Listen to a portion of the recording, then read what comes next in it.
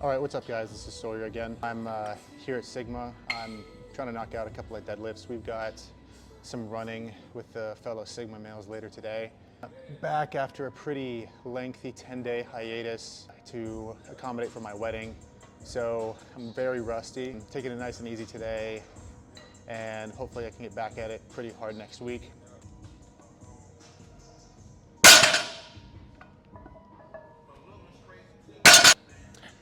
Yep, feeling pretty okay. I think I'm gonna do 3 sets of 405. That should be about a RPE 6.5. Kind of just get the blood flowing after this long duration of sedentariness. So the thing I wanted to talk about today was protein intake and how most Americans have their macros flipped. I noticed this even with my athlete family members while I was away, was that I'd tell them, like, you know, I get like 200 grams of protein or more a day to help me with my lifting, and they scoffed at that. They're like, wow. They were surprised by that. Even with my online clients, the ones that I'm helping with weight loss, a lot of them are eating a tremendous amount of calories, but it's primarily gonna be from fats and carbs. Carbs are okay, but you know, there's an excessive amount of fat intake. And if you were to replace that same caloric intake with protein, you'd look very different, you'd move very different.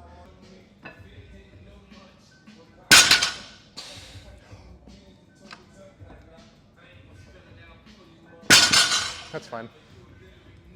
A little tough today. I think that, you gonna bunny ears me?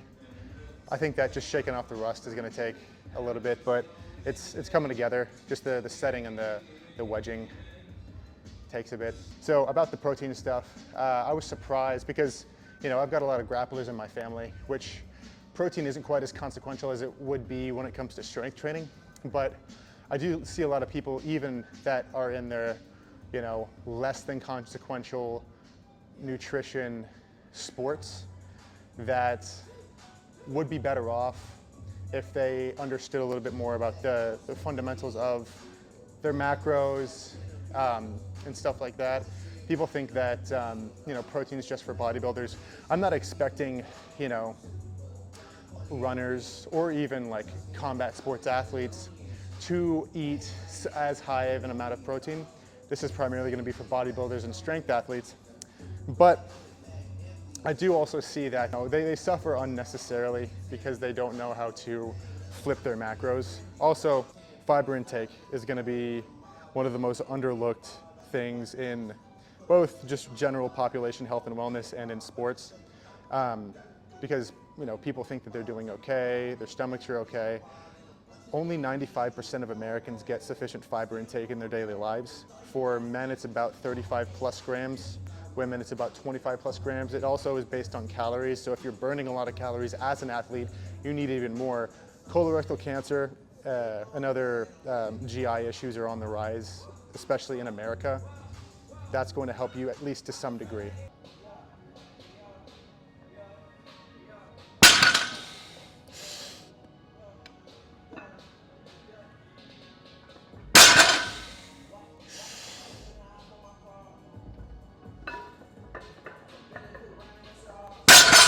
So yeah, the biggest takeaway from what I'm talking about is people eat in a caloric surplus, and that leads to obesity.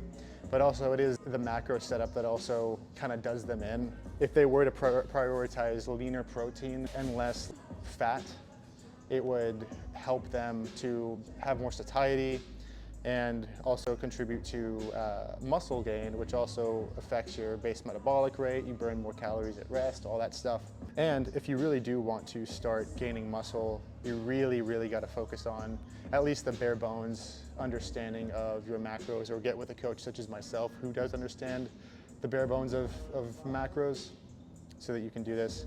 I'm currently on a cut because I got a little too wild this year, and knowing how to do that while continually boosting your strength and muscle mass is very helpful. It's very necessary.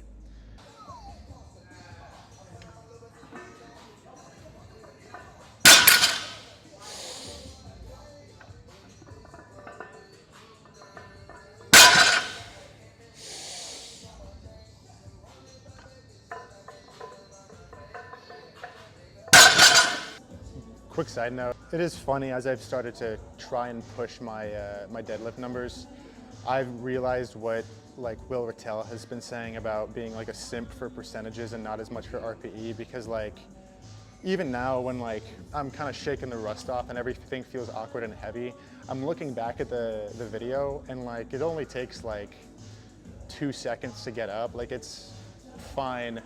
And so RPE isn't always the most reliable, especially when it comes to like the competitive tier. Because yes, fatigue is a factor, but learning just to push kind of through that would benefit you more in the long run.